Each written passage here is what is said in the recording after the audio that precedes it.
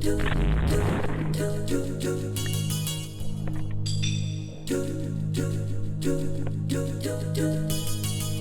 don't know what it is about CRTs and horror games, but they go together so well.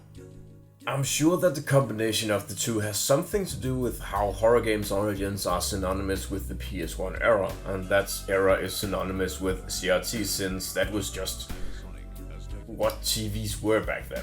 The blacker blacks and the crunchiness of the picture just does something, and that combined with the screen glare that forces you to play at night just makes horror games on a CRT good.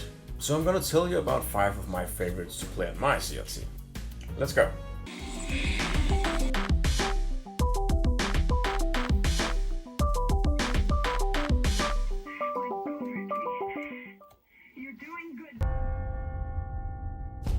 I'd have thought when you get to the other side, you'd finally be given all the answers. But hunting my killer, all I'm finding are more questions.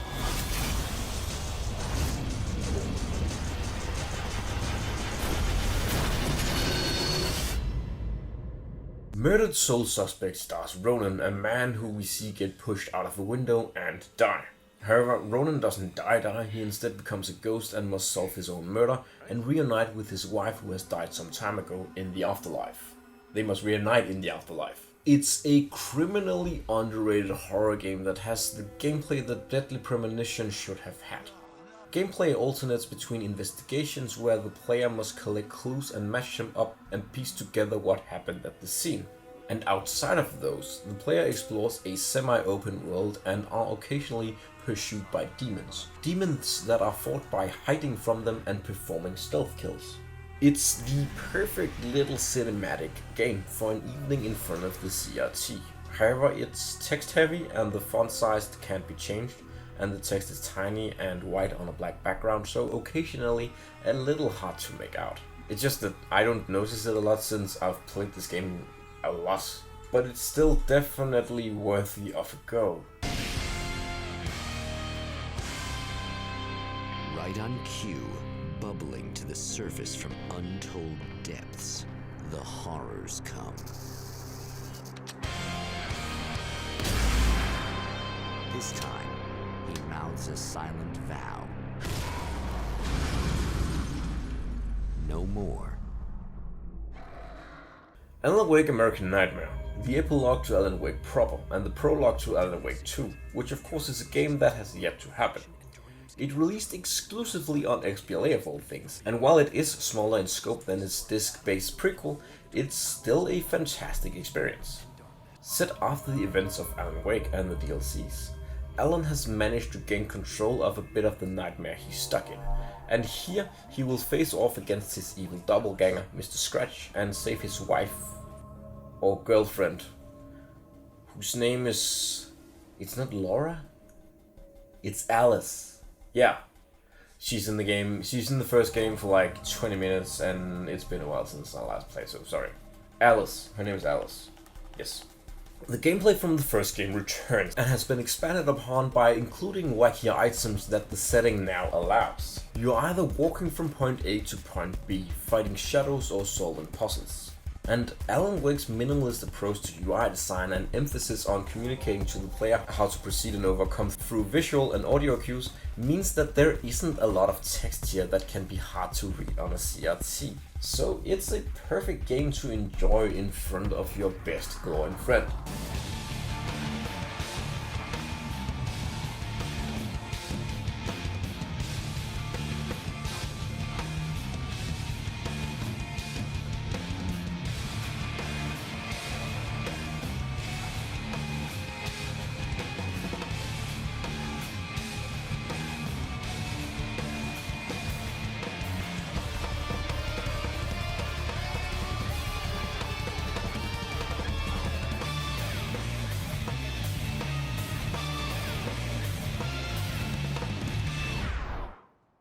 Dead Rising Case Zero is a special game to me. It's from those twilight years of major publisher experimentation, and it really shouldn't exist.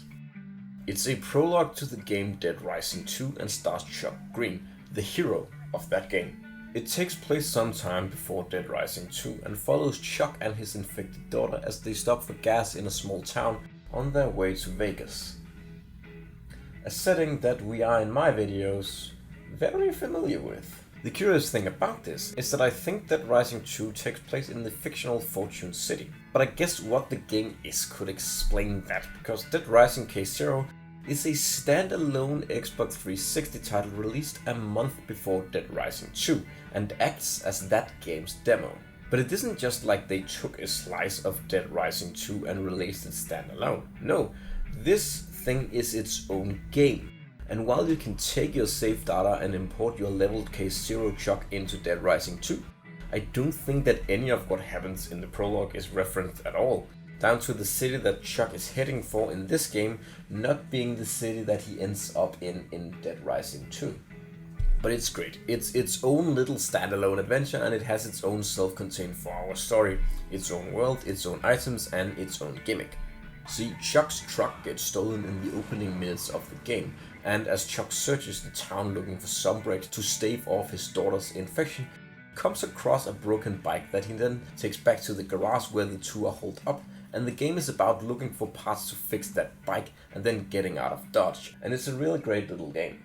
It's a pint-sized Dead Rising adventure, and if you were a lad or a lass in 2010 and you are wondering if Dead Rising 2 was gonna be a game for you, then this one serves as a fantastic entry point into the series, and a cheap way to figure out if you're gonna invest in the sequel or not.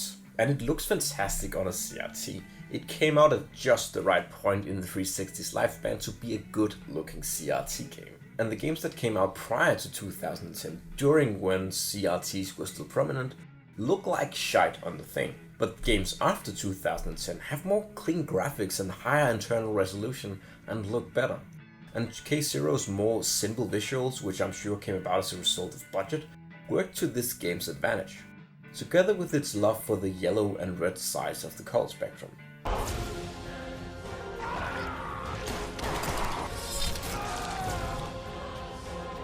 You can't have her.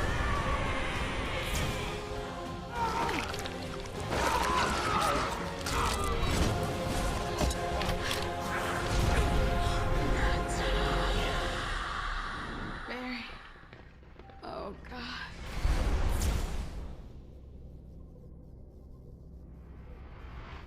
And on to another cult favorite of mine, Resident Evil Revelations 2. I don't like Resident Evil, I think it's stupid, but I have played and attempted to enjoy most of the mainline entries into the series. I like 4, 5 and 6, and I really enjoy the part of Revelation 1 that's just Jill on the ship, but unfortunately that only takes up about 1/3 of that game. This, however, the second Revelation game, is one of my absolute favorites. Set aside the fact that the Revelation series is supposed to reveal some secrets about the lore of the mainline games, and never fucking does, I still like this one, which doesn't reveal anything about the mainline game, it just sets up a self-contained mystery and then reveals that. And that is some dumb shenanigans stupidity, and I love the game for that.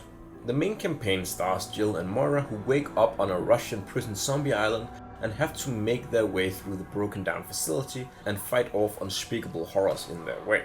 And then it also stars Barry Burton and a tiny girl, who then follow their tracks 6 months later, and they also have to fight off unspeakable horrors.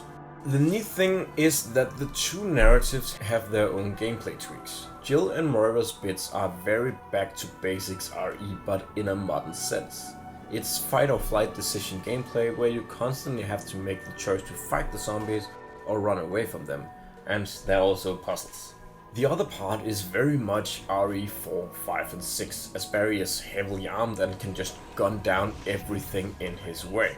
And because Jill and Moira solved the puzzles and made their way through the traps and deactivated them 6 months ago, Barry doesn't have to deal much with that. And I think it's a neat little in-universe way to set up the two gameplay styles. And it tickles that part of my brain that really appreciates good gameplay design. And it looks great on a CRT. There are some journal entries that are a bit hard to make out on the CRT, but it's Resident Evil, so it doesn't fucking matter. RE games are dumb, and everything is so easy to get, and the game puts a big button prompt on the screen every time you need to perform any action that isn't boop boop shooting anything anyways, so it's quite playable even on the smallest of screens. And before we get to my final and my favorite CRT horror game pick, I think we need to head out into the great outdoors.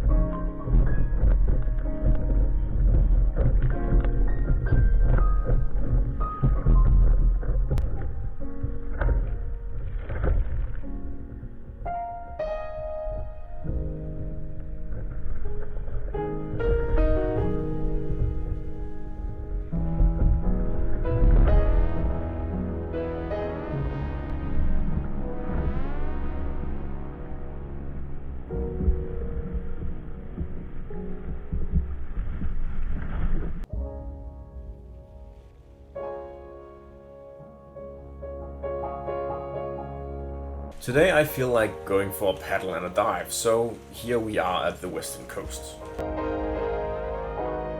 There's something extremely unnerving and simultaneously extremely comforting about being underwater. It tickles that part of my brain in the same way that horror games do. It calms me. That's total isolation. And speaking of isolation, alien isolation.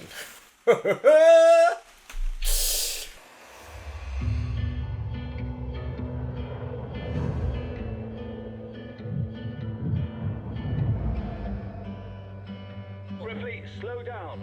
A creature. He said, come out and play. How did I know I could trust you? Fun and games. She's getting worse. She's dying. Let me be.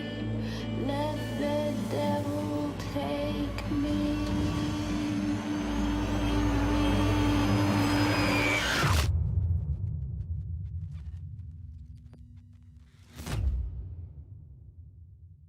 This is the perfect horror game for a CRT. Isolation stars Amanda Ripley, a hardcore lady like her mom, who receives news that the flight recorder for the ship that her mother was on, the ship from the first movie that we learned were lost in the second movie, has been found.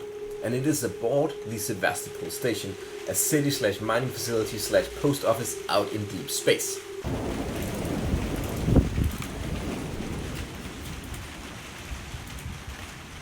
Ripley reluctantly agrees to accompany two Weyland-Yutani reps to the station. However, since this is an alien game, something is not quite right at the station. The dry dock is blown up, so the ship cannot dock, and this forces the team of three to spacewalk into an airlock. However, on the way there is an explosion and they get separated. And Amanda enters the station alone, and then the game begins proper. From here on out, it is a terrifying 14-hour journey where Amanda will battle aliens, rogue androids, and the crazy isolated inhabitants of the station. And last but not least, the broken station itself. Alien Isolation is the most beautiful game that I have ever played. There is an unrivaled attention to detail that no other game comes close to achieving. Nothing in this game is here by accident. It's all on purpose. And you can tell the developer cared about every aspect of the game. The sound design, the level design, the clutter in the levels, the movement, the peaking controls, the atmosphere, everything. It is a fantastic game overall, but it's even more enhanced on a CRT where the retro 70s future is exactly right at fucking home. It's like it was meant to be displayed on this thing. Even the loading screens in the game itself have a crusty VHS filter applied. It is a perfect CRT horror game and an almost perfect horror game on its own.